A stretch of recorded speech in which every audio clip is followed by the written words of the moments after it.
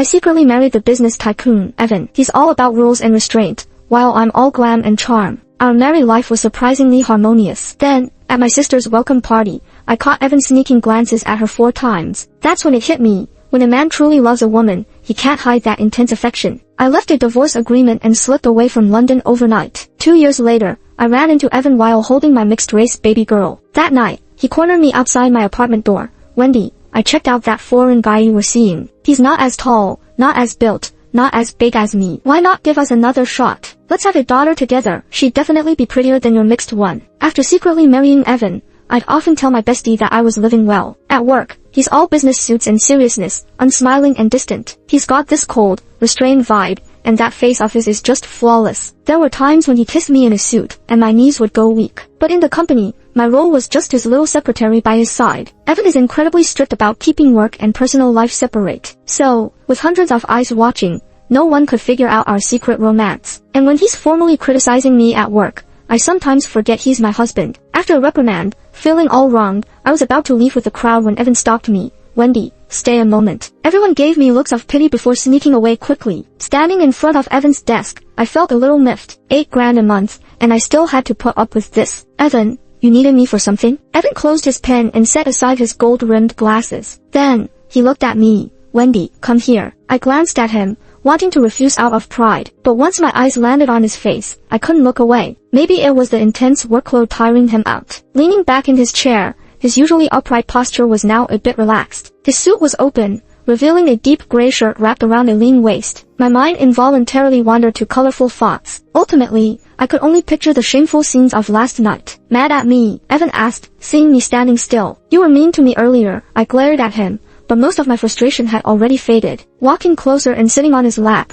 I felt his rock-hard abs under my hand. Any remaining unhappiness completely vanished. You sent me a novel instead of the document. Shouldn't I have criticized you? Evan rubbed my earlobe, still hurting. I had this pierced before the wedding, wanting it to look pretty, but it got infected. Not hurting anymore. Laying my head on his chest, I felt like a contented cat. No fight left. Apologizing sincerely, I'll be more careful with work in the future. I promise I won't make such a mistake again. It's good you know your mistake. Evan, I called his name. His fingers resting on my waist, rubbing slowly. Honey, I murmured softly. Evan's Adam's apple bobbed, his gaze drifting to my blouse's neckline. This was the summer uniform for the secretarial staff, and it was my first time wearing it. I guess the size was a tad small, tightly stretched across the chest. Don't wear something like this again. Evan's hand moved away from my waist, slowly unfastening his watch. My heart skipped a beat. Honey, we're in the office. No one dares to come in. Of course, I knew no one would dare interrupt. But when Evan's in one of his moods, it's a minimum 2-hour ordeal. As his secretary spending 2 hours in the boss's office, what's everyone going to think? What are you worried about?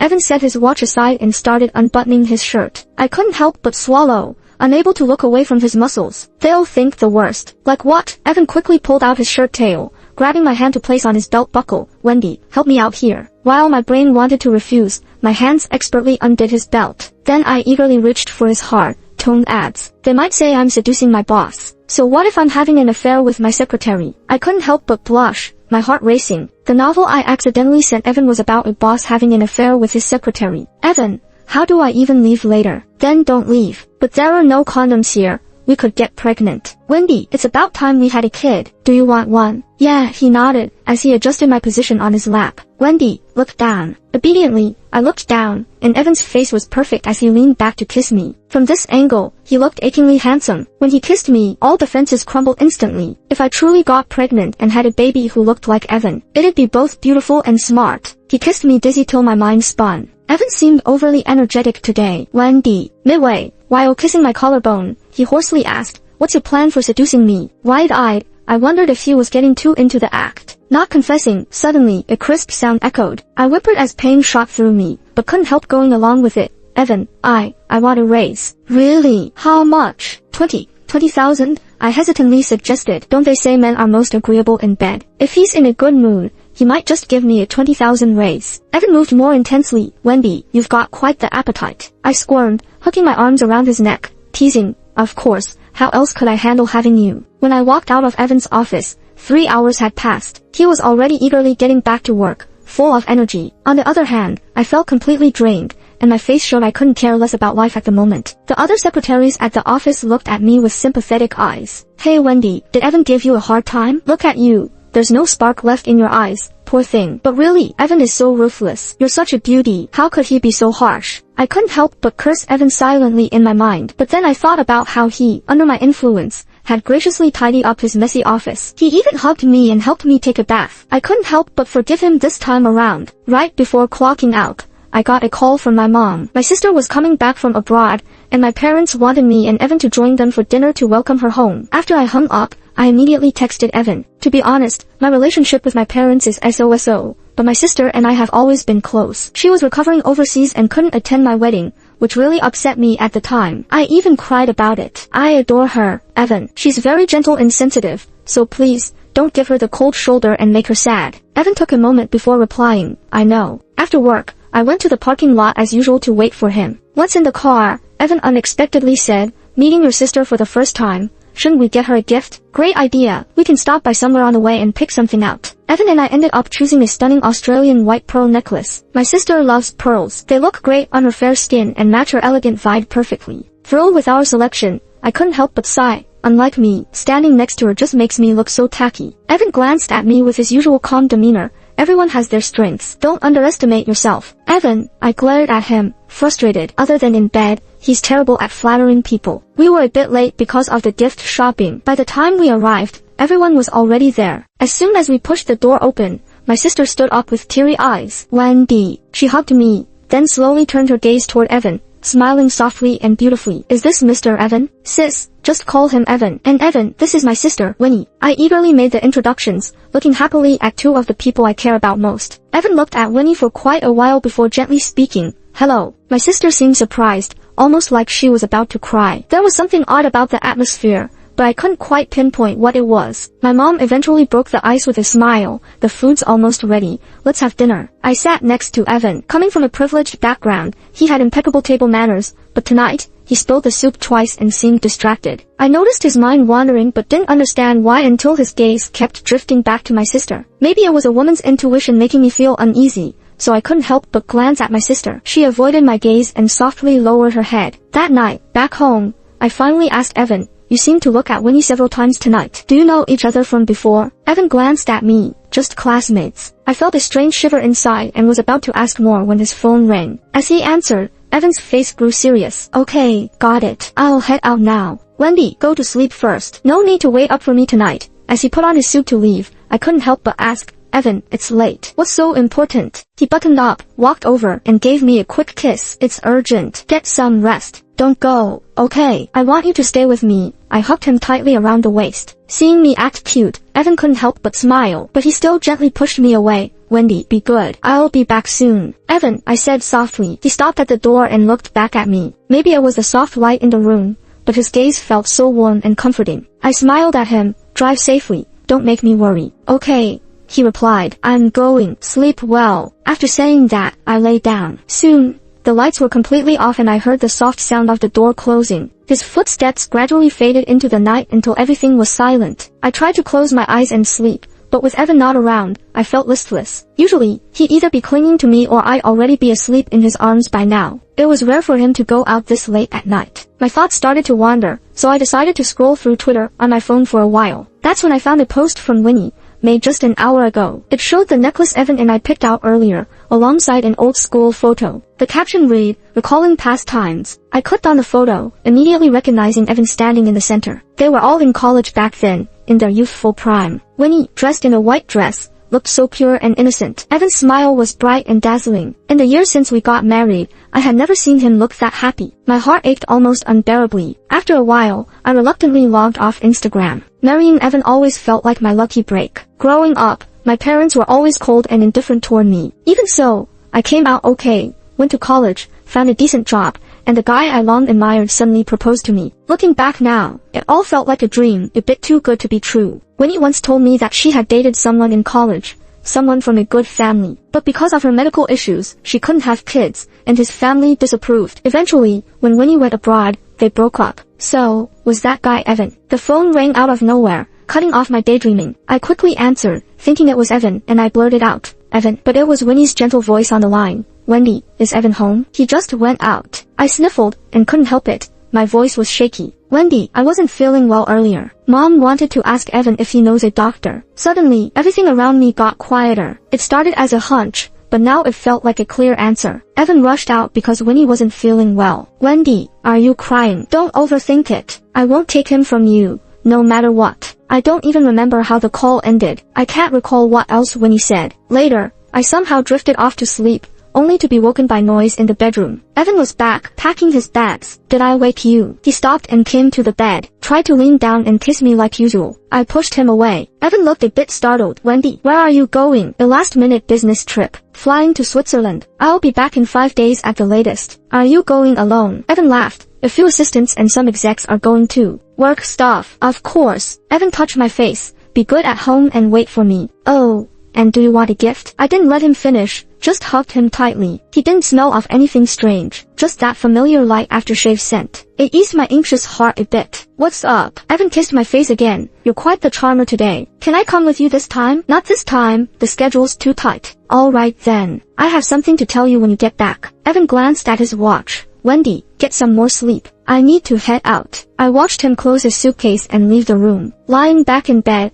I couldn't help but think about that tweet Winnie sent. Evan didn't deny knowing Winnie before. Were they just schoolmates or something more? If they took pictures together, they must have been quite close. Did Evan like Winnie before? Is that why he acted so odd last night? I didn't dare think more about it. But then, Winnie suddenly sent me a message. Wendy, I'm headed back to Switzerland today. Would you like to see me off? Looking at the message, I felt my blood run cold. Evan suddenly needs to go to Switzerland. Winnie too is going to Switzerland. Did they make plans last night? He just lied saying it's work stuff. If it's work stuff and I'm his assistant, why can't I go? Once doubt takes root in the heart, it spreads like wildfire. Maybe it's because I didn't reply. Winnie sent another message. If you don't want to see me, pretend I didn't ask. I stared at the chat for ages. Eventually, I replied with, take care. And Winnie didn't message again. Once Evan's plane landed in Switzerland, he called me right away. At the same time, I checked Winnie's latest tweet. The IP location showed it was from Switzerland too. Bet they were on the same flight. Evan's voice was still warm, just like a concerned husband would sound. Nothing strange in his tone at all, but I faintly heard a woman's voice in the background on the call. Then he mentioned he'd be tied up with work, and hung up. A few nights later, Winnie sent me some voice messages. Wendy, can't you let me have this one time? I've always given in to you and protected you since we were kids. Just let me have this one time, please? She sounded drunk,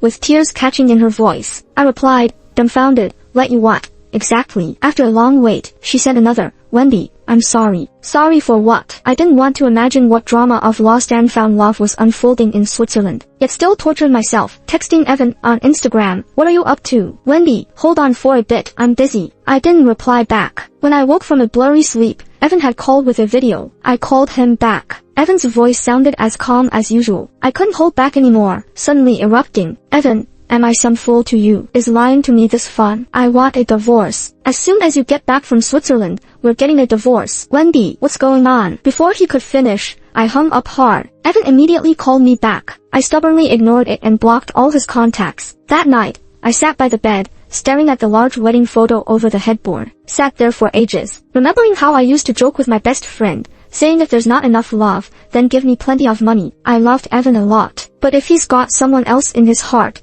I don't want him. Yet picturing him in Switzerland with Winnie, treating me like an idiot, made me both hurt and stubborn. So I decided to spend his money, a lot of it. The next morning, once I gathered myself, I called my best friend Maggie. Wendy, just wait. I'm lining up 18 male models for you. You'll have so much fun you'll forget about Evan, that old guy. Make sure they're hotter. Got it. Even better bodies, taller, more awesome. In the afternoon, Maggie and I hit the mall hard. Shopping spree. I even swiped Evan's card to get Maggie a designer handbag. Ended up going home with a ton of stuff. Heading to the club tonight. Maggie's already got my gear ready, but she seemed a bit hesitant and asked, Wendy, if your husband finds out I'm helping, will he snap my head off? I laughed it off, picking up that small piece of fabric. You're overthinking. He doesn't meddle in my stuff. Did you guys have a fight or did he do something to upset you? My bestie asked, clearly worried. I don't want to talk about him. Sophia, okay, we won't mention him. Just change and put on your makeup so we can party all night. When I stepped out in the dress, my friend was in awe. Why am I not a guy? Is it too revealing?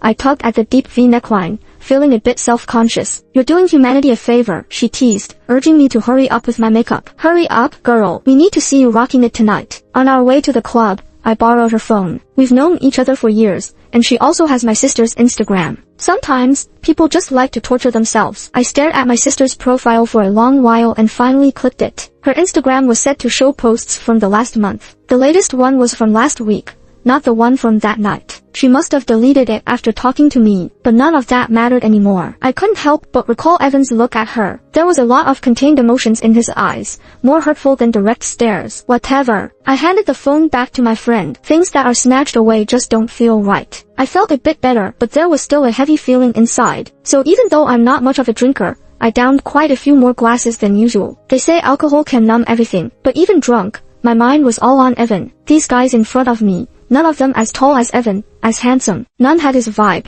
none as clean and fresh. Even their abs couldn't compare to his. My friend's phone rang loudly, and she stumbled out to take the call. The cutest guy in the group took the chance to sit next to me. "Hey there, not in a great mood. How about I join you for a drink?" In his early 20s, his eyes still had a bit of innocence, which wasn't annoying. I clinked glasses with him. The loud music blared, and the young crowd hit the dance floor. I stayed put, and so did the guy, chatting offhandedly, until my friend returned, looking weird. Just as I was about to ask why she took so long, I saw Evan's cold, intimidating face. Wasn't he supposed to be in Switzerland on a 5-day business trip? Why's he suddenly here? My friend kept her head down, too scared to even look at me. Behind Evan were a dozen bodyguards. Their entrance caused quite a scene. The music suddenly stopped, and everyone in the club turned to look. The club manager rushed over, sweating and apologizing to Evan, then harshly told the guy beside me to leave. The guy seemed scared out of his wits and scrambled away. "Don't go," I pointed at him. "Sit right here." Evan's eyes darkened. "Wendy." I glared at Evan, my eyes reddening. "Who are you to tell me what to do? Before bossing me around, why don't you handle your own crap?" I yelled, tears rolling down uncontrollably. Evan stepped in front of me. His voice softened as he wiped away my tears, but I slapped his hand away. He didn't get mad, just draped his suit jacket over me. "Leave me alone." I pushed his hand away again, throwing the jacket aside, grabbing my bag, and stumbling out. "Wendy, the divorce papers are on your desk, and the resignation letters in your email." Alcohol had my head throbbing, making me nauseous. I was more afraid I'd cry in front of Evan, even more scared my defense would crumble easily. "Let's talk when you're sober," Evan said, clasping my wrist, wrapping me in his jacket again. "For now, just come back with me." "I'm not going back," I said. "Don't meddle. Can't you understand?" I pushed him with all my might. Evan's face darkened more. "Wendy, what are you trying to do?" I never wanted to cry in front of him. I'm not the crying type. But with Evan, my tears just wouldn't stop. "What am I trying to do?" I tried hard to see the man in front of me clearly. He's my husband, the man I've crushed on for so long. We've done the most intimate things, yet now, we were the most distant pair. Being close yet apart, honestly, that saying hits home. This place is chaotic. Let's go somewhere quiet and talk. There's nothing to talk about. Wendy. Evan looked weary, with dark circles under his eyes. I shifted my gaze, not wanting to soften. "You go ahead. I'll head to Sophia's." But Evan didn't waste words. He grabbed my wrist again and got me into the car. Back in the hotel room, I shrugged off the jacket and went to the bathroom. I stayed in there for a while. The cold water slowly sobered me up. Maybe Evan and I really need a proper talk. Like they say, if something's going to die, at least I know and why. When I left the bathroom, Evan was half slung on the couch, seemingly asleep. I slowly walked over to him. His eyes were shut, breathing softly. I couldn't help but reach out and gently touch his knitted brows. Evan grabbed my wrist. He pulled me into him, his lips finding mine passionately. I resisted for a bit, then the alcohol took over, and I let myself get lost in it. "Wendy," Evan cradled my face, deepening the kiss. He seemed so tired, with tired eyes, yet we went for 2 rounds. There were no crazy scents on him. His shirt collar was spotless, his neck clean. There was only a faint bite mark on his collarbone,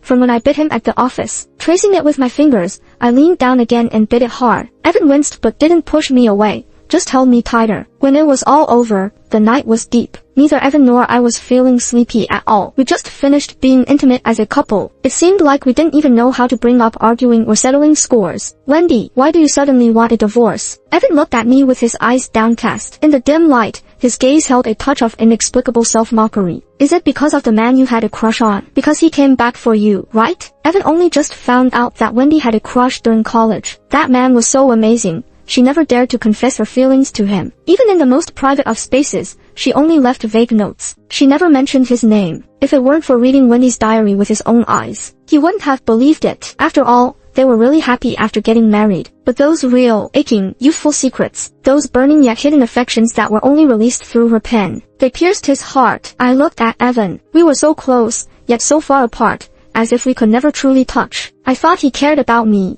didn't want a divorce. He rushed back from Switzerland, but it turns out, that wasn't the reason. Yeah, I did have a crush. I've had a crush on him for years, since my sophomore year in college. Then why did you agree to marry me? Because I thought he wouldn't like me. Because I thought we'd never be together in this lifetime. I pushed Evan away, got out of bed, and got dressed. I didn't want to stay with him for another minute. And I didn't want to see him again. Wendy, I'm sorry, I only just found out about all of this. I'll let you go, Wendy. I closed my eyes as tears streamed down my face. Once the divorce papers are signed, you can mail them to me. Okay, after the divorce, I chose to go abroad for further studies. When work brought me back to London again, a full 2 years had passed. I didn't expect to run into Evan that very day back in London. But you can't blame me. London's a big place. Who knew how many businesses Evan had? Turns out, the hotel I was staying at was one of his chain properties. At first, neither of us noticed each other. It was the person next to him who spotted me first. Then, they saw and in my arms. He must have been surprised and instinctively called out to Evan. At that moment, when Evan turned around, I felt a bit dizzy for a second, but his gaze quickly averted. His face was still handsome,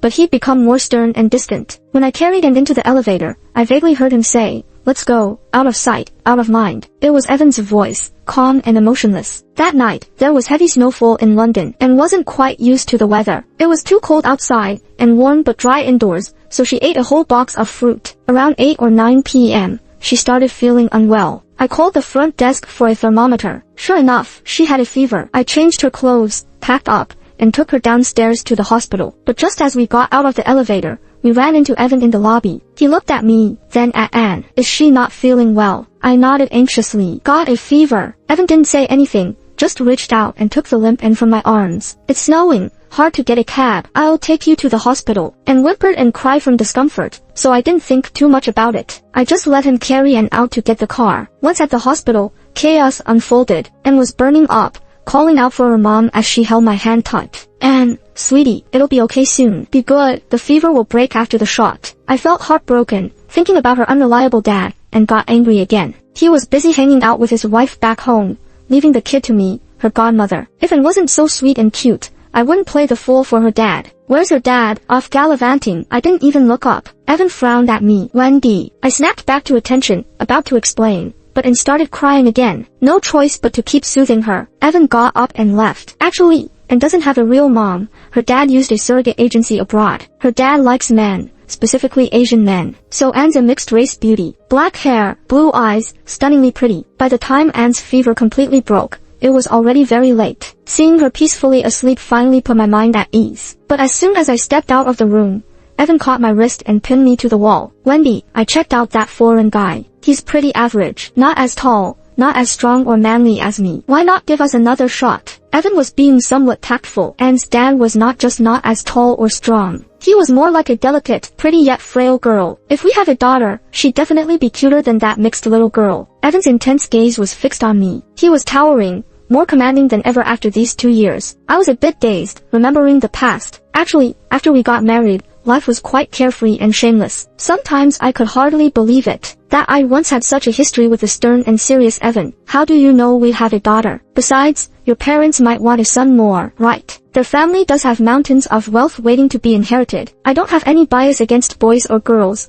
just feel that if we had a daughter like you, she'd be adorable." Evan brushed aside my slightly messy curls. "Won't you consider it?" Time had been tight, and Evan only got some basic info on that guy. But he confirmed Wendy wasn't legally tied to him. She's single, and this little girl, she already passed 2 years of age. It was clear she wasn't Wendy's child. He suspected that man was not Wendy's crush. She never seemed to like that type. If she was willing with him, then why not Evan? He didn't think he came up short compared to the makeup-wearing, pink-loving guy. I couldn't help but laugh at myself and pushed him away. "Evan, am I some sort of cheap surrogate tool? My sister can't have kids, so I have to for her." "What does your sister have to do with it?" Evan looked puzzled. I couldn't help but laugh in exasperation. "Yeah, sure, it has nothing to do with my sister. You're doing this willingly." "Wendy, are you misunderstanding something here?" "What could I be misunderstanding? You have a thing for her, don't you?" "I have a thing for her." Evan looked like he just heard a joke. "Wendy didn't give you a fever or something." "I'm not sick, I'm perfectly clear-headed. Honestly, I knew this whole thing the day my sister came back 2 years ago. What exactly do you know? That you like her. That's just complete nonsense. If you don't like her, then why did you keep glancing at her? Why did you get so flustered and drop the spoon, spilling the soup? Evan just sat me down. Let me explain it all to you. No need to explain. We're already divorced. We've got nothing to do with each other now. No explanation is needed. So, the reason you divorced me was because you thought I liked your sister? I kept silent. I think I owe you an explanation. There's nothing going on between me and your sister. Really? I admit, that welcome dinner night, I did look at her more than a few times, but it was just surprise and shock, and I wanted to confirm something, that's all. What were you trying to confirm? I can't imagine how you could twist this around. I've got a buddy from way back, Raymond. A few years ago, he said he was going abroad to find his girlfriend, then he just disappeared. The girlfriend he was looking for is your sister. We all knew each other in college. My eyes widened instantly. I knew my sister had a relationship back then, but they broke up due to her health reasons. I always thought it was Evan. Then some friends abroad said that before losing contact,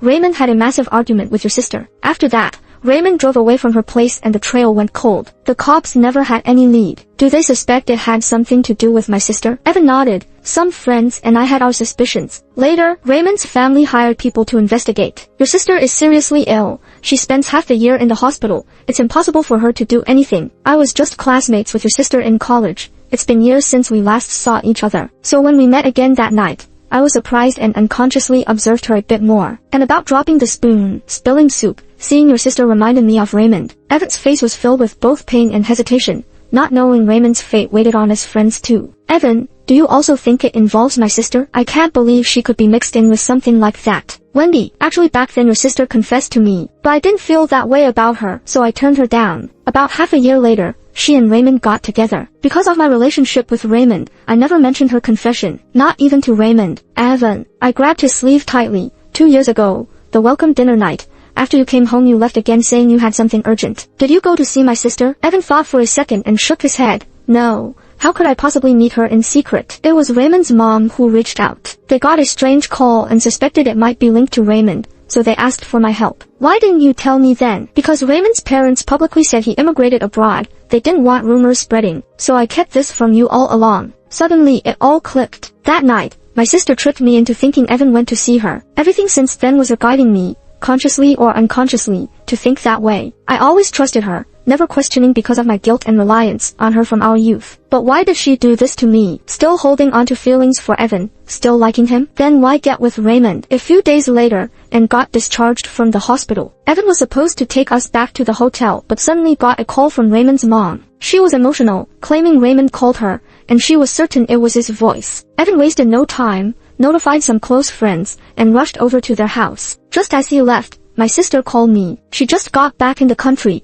invited me to meet up, and had her dad with her, so I wasn't worried. After exchanging a few reminders about taking meds, I headed to see my sister. As soon as I got in the car, my sister handed me a cup of milk tea, my favorite taro and red bean. The straw was already thoughtfully placed just like old times. She always knew my preferences, filling the emotional gaps our parents left. Drink it while it's warm. The weather is cold. Warm yourself up. Her voice was as gentle as ever. Holding the milk tea, one sip in and my throat just choked up. Why? I murmured. My sister paused. What did you say, Wendy? Why did you lie to me? I believed you, depended on you. Why did you mislead me into doubting Evan? A peculiar smile slowly stretched across her pale face. So you figured it out, Wendy. If Evan liked you back, I'd willingly step aside. Yeah, why didn't he like me? Why did he fall for my sister instead? Why can't his best friend love me, but he stays indifferent? I felt dizzy, my vision spun. The milk tea slipped from my hand, consciousness growing fuzzy. Wendy, I never wanted to hurt you. Since you divorced him, why come back? Raymond is you too. I clung onto my senses, refusing to pass out despite the drug's effect. What if it is? He said he loved me, would do anything for me. I promised to marry him,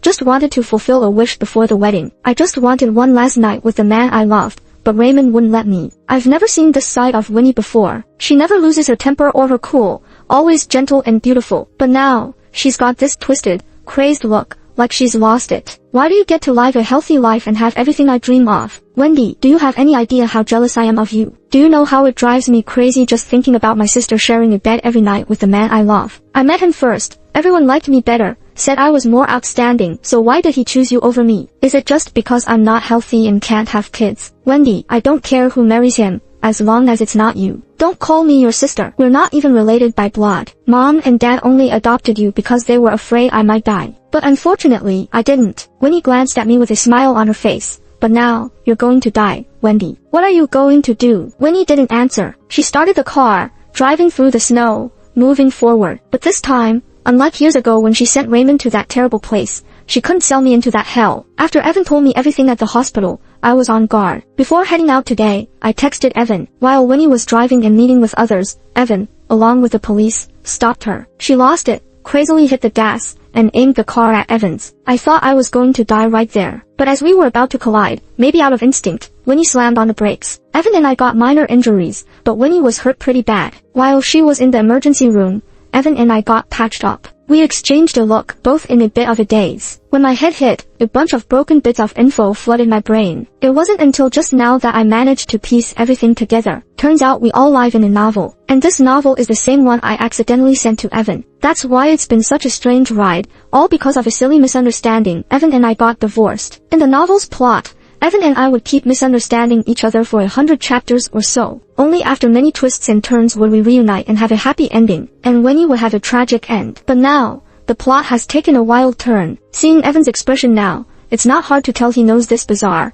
fantastical truth too. Wendy. Evan's eyes carried emotions that were hard to describe. He pulled me close. You're not encountering any other man in that future. Now that the plot's shifted, those other guys all would show up, right? Raymond's call was real too. He barely escaped with his life, crossed the border, and finally returned home. His family went to bring him back. Once Winnie's condition stabilized, the police took her away. The investigation wasn't tough. Winnie quickly confessed everything. Besides Raymond, she tricked and trafficked a few other girls studying abroad, even some internet-famous influencers into that place. During her treatment overseas, she met a rich man. Initially, she was his target, but because of her health, she escaped. Yet she got stuck, becoming a tool for his crimes. Winnie was sincerely remorseful. Later, from prison, she called me. She must have known she was the evil supporting character in the story. Wendy, I'm really sorry, for both the story sister and the real me. We're sisters, things shouldn't have gone this way. But now it's too late to say anything, and I deserve my fate for all the harm I caused. Let me atone for that Winnie in the story. Wendy, I hope you and Evan are happy. If you see Raymond and those girls, please tell them I'm sorry. Wendy, could you believe that I'm not as bad as the story made me out to be? As New Year's approached, Evan's company started prepping for the holiday break. The secretaries got their bonuses and gifts. Everyone all smiles. Wendy, Evan's been in an unusually good mood lately.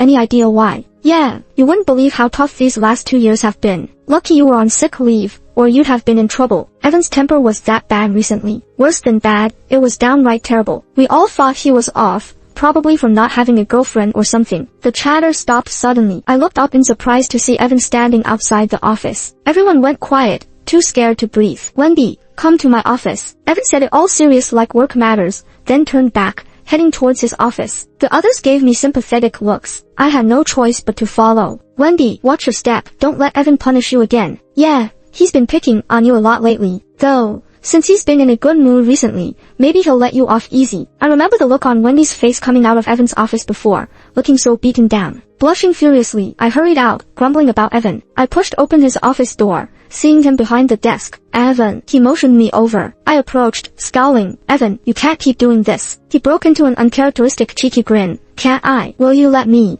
No way. I turned to leave, pretending to walk out. Lately, he's been acting odd. Whenever any halfway decent looking guys around me, he seems to lose it, thinking they're secondary characters. I swear he loved to lock me up so I wouldn't see a soul. Wendy, get over here. Evan produced a box from somewhere. I glanced at it, stunned. It was the wedding bands we got when we married. My eyes started to sting. Evan, I thought he long ago tossed everything of mine, thinking I was into someone else. Come here, Wendy. Holding back tears, I stepped towards him. He gently took my hand and put the ring back on my finger. Wendy, happy anniversary. I love you. Then it hit me. Today's our 3-year anniversary since getting our marriage certificate. From now on, everyone would know we were married all along. Wendy, you belong to only Evan. I won't let any man look at you or even think of approaching you. Don't worry about anything. We're done with those ridiculous stories. I playfully scolded him, my fingers trembling as I slipped his wedding band on. Evan, there's something I want to tell you. What is it? Sitting on his lap, I wrapped my arms around his waist. As he leaned up to kiss me, I whispered in his ear,